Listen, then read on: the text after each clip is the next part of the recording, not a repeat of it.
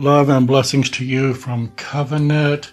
Thought I would do a second chapter on Genesis, the creation story. A lot of ministers are talking about this and have been preaching about it, and I'm not sure they fully understand Genesis or what the creation story is really about. So I just want to share with you a few thoughts. Not that I'm always right, but I'll throw it out there to see if anything sticks with anybody. But this is what the Spirit is telling me. A lot of ministers and teachers teach that Adam and Eve fell from perfection or from their perfect state, however you want to say it.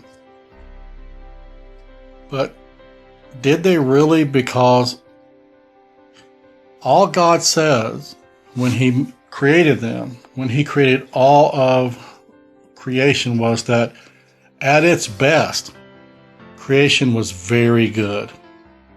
God never states that Adam and Eve were perfect.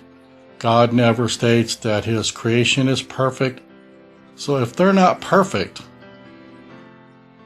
if they make a mistake, are they really failing? Is there really a fall? Or are they really succumbing to not being perfect and being what God intended them to be, which is human, to be imperfect? And it was all part of God's plan, and the serpent fell into God's plan, outsmarted himself by luring them into eating the fruit.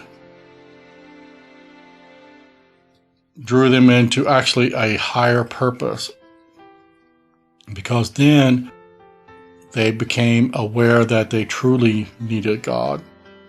Because until you sin, until you make an error, until you make a mistake, and you face the consequences of that sin, of that error, you don't understand how much you need God.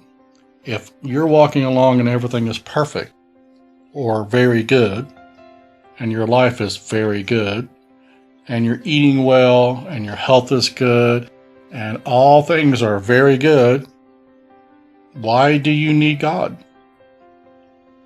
Even if you see the Spirit of God or you feel the Spirit of God walking in the garden, why do you need Him? Things are very good. He's just like a passerby that you wave to, because you've got it very good.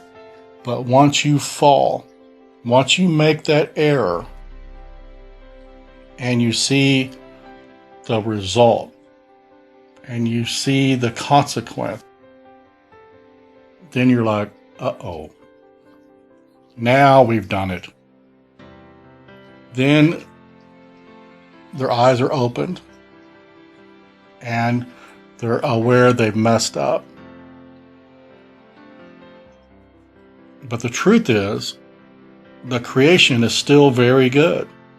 God doesn't say at that point, even after He confronts them, that His creation is not very good. God simply holds them to account. And in some ways, I sometimes wonder if the Garden of Eden wasn't actually a garden, but it was a state of mind or a state of awareness, because everything is very good. And humans don't live in a very good state. Humans live in a very fragile state, where at any moment something can happen and we can be killed, or we can become sick, or there can be a tragedy.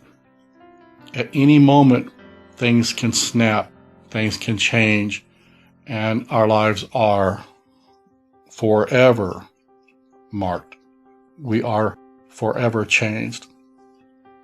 So, is the Garden of Eden really just a metaphor or symbolic for awareness? Prior to the sin, prior to the knowledge, by gaining the knowledge, they were very good, very content, but they really didn't need God. But once they made the error, could it be that the Garden of Eden wasn't really a garden, but it was a state of awareness, a state of mind, actually a state to where they were in some degree at a lesser stage of spiritual development? Thus, God actually used the serpent to bring them into full awareness of the divine. Just a thought I'm throwing out. Consider it. If you like the channel, please subscribe, please ding the bell, leave comments. We also ask that if you can leave a love offering. We appreciate it. Everything goes to the ministry.